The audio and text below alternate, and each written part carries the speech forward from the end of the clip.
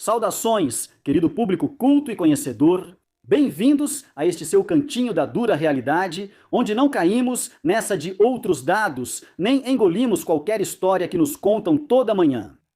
Hoje, a hipocrisia da segunda etapa da transformação cheira a diesel roubado e a nepotismo em alto mar. Vamos nessa! Acontece que ontem, o superpolicial do regime, o Bruno Dias de Pulcata, Omar Garcia Jarfushi, apareceu com cara de quem não fez nada e nos deu uma notícia que em qualquer país, com um pingo de decência, teria provocado um terremoto no gabinete.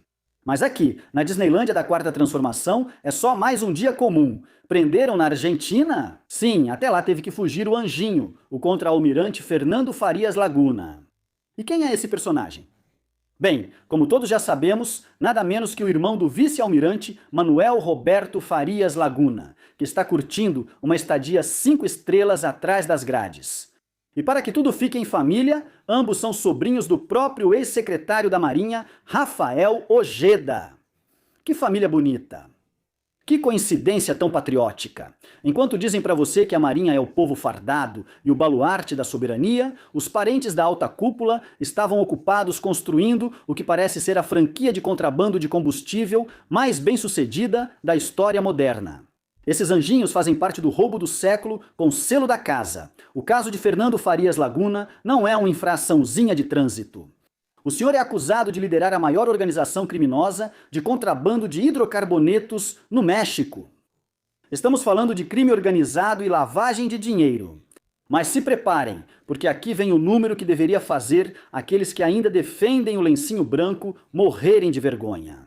A procuradora fiscal Grisel Galiano Garcia soltou a bomba diante do Congresso. O valor da evasão e do roubo chega a 600 bilhões de pesos. Vamos fazer as contas rapidamente.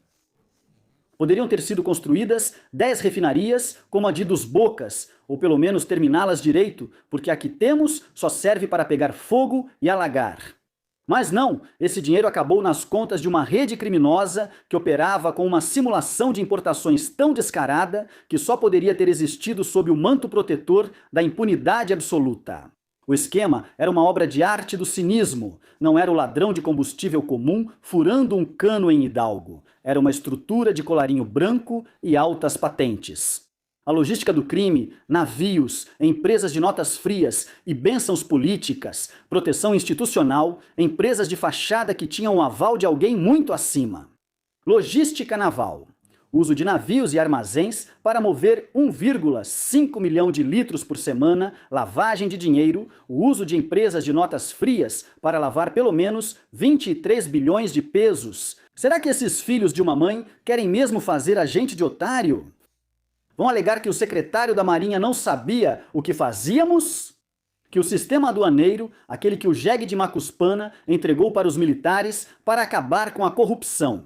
Não percebeu que entravam bilhões em combustível simulado? Por favor! No governo da Quarta Transformação, a corrupção não é varrida de cima para baixo. Ela é ajeitada de forma que os de cima sempre caiam de pé. Enquanto o irmão Manuel Roberto já dormia no presídio do Altiplano, Fernando pensou que na Patagônia ninguém o reconheceria, mas a Interpol estragou a fuga dele. Harfush tenta nos vender isso como um golpe espetacular após 7 meses de investigação, mas, sejamos honestos, isso não é um golpe. É um acerto de contas, ou pior ainda, um controle de danos diante do que as agências dos Estados Unidos já sabem. Porque lá eles estão realmente investigando e os nomes que estão vindo à tona não param na Marinha. Chegam diretamente ao coração do movimento López Obradorista. Vamos fazer uma rápida revisão dos fatos que levaram ao que estamos vendo hoje.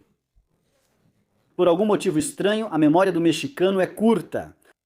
Em novembro de 2021, a execução de Sérgio Carmona Ângulo, conhecido como o Rei do Huachicol, detonou as primeiras investigações sobre redes de tráfico de combustíveis entre o Texas e Tamaulipas.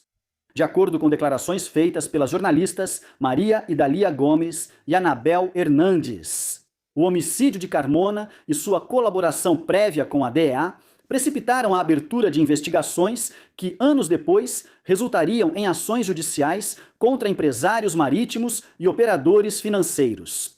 Embora oficialmente as autoridades ainda não tenham confirmado.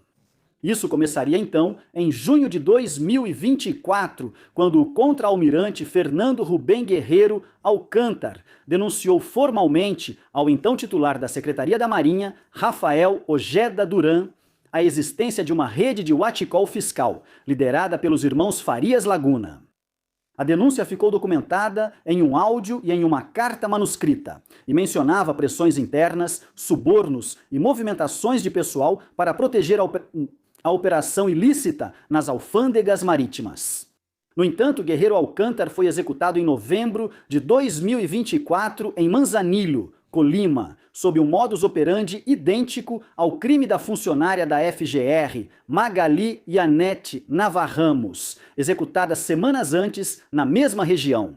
Em 31 de março de 2025, a Secretaria da Marinha, a FGR, por meio da FEMDU, a Secretaria de Segurança Cidadã, a Defesa Nacional e a Guarda Nacional realizaram uma operação no porto de Tampico, Tamaulipas, que resultou na apreensão de 10 milhões de litros de diesel de contrabando, a maior apreensão na história recente do México. Esse golpe permitiu às autoridades federais estabelecer vínculos diretos entre o contrabando, a estrutura de comando na Marinha e empresários do setor de segurança. Em 7 de setembro de 2025, foi detido o vice-presidente vice-almirante Manuel Roberto Farias Laguna, irmão de Fernando, junto com outros 13 envolvidos, incluindo 3 empresários, 6 militares da Marinha, um aposentado e 5 funcionários da alfândega. A investigação revelou o uso sistemático de documentos falsos e empresas de fachada para introduzir hidrocarbonetos no país, evadindo impostos e gerando lucros milionários para a organização criminosa conhecida como Los Primos. O então procurador-geral Alejandro Gertz Manero vinculou esse caso a outra apreensão realizada em março daquele ano, onde foram confiscados 8 milhões de litros de combustível em Ensenada, Baja Califórnia, mostrando o alcance nacional da operação. Após a apreensão em Tampico e as prisões de setembro, intensificou-se a busca internacional por Fernando Farias Laguna, que havia saído do México em agosto de 2024 com destino à Flórida, Estados Unidos, e nunca registrou seu retorno. Em setembro de 2025, ele obteve uma suspensão definitiva que impedia sua captura. Mas, em 2 de outubro, a medida foi revogada e foi emitido um mandado de prisão contra ele. Nessa época, o alerta vermelho da Interpol já permitia sua busca em 192 países. Em 1º de abril de 2026, Farias Laguna entrou na Argentina, vindo da Colômbia, usando um passaporte guatemalteco falso em nome de Luiz Lemos Ramos. Farias Laguna ficou em um Airbnb de luxo em Palermo, a 3 quilômetros da Embaixada do México, na Argentina.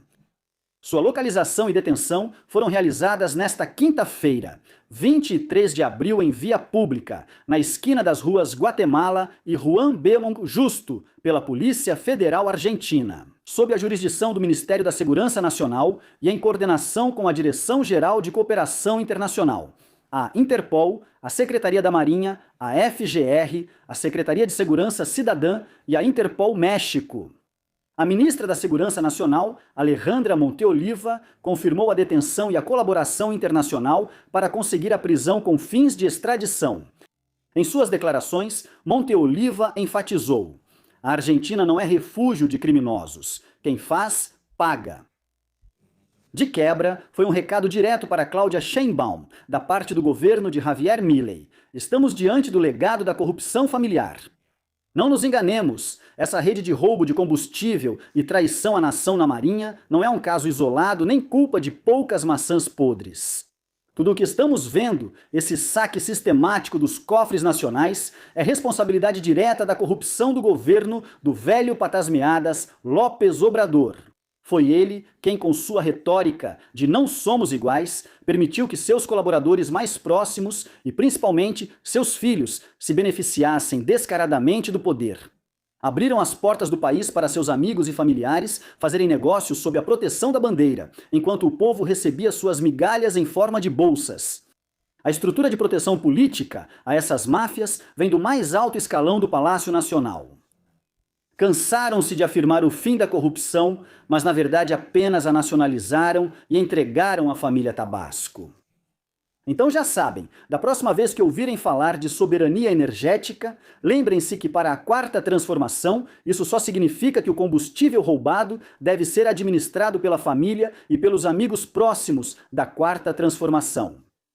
E vocês, o que acham? Leiam nos comentários. Nos vemos na segunda. Fiquem informados e questionem, pois para aplaudir já há jornalistas chapa branca. Excelente fim de semana! Você pode doar via PayPal. As informações estão na caixa de comentários. Graças a você, este canal segue ativo. É muito importante se inscrever, dar like e apertar o sino para receber notificações sempre que houver novo conteúdo. Obrigado!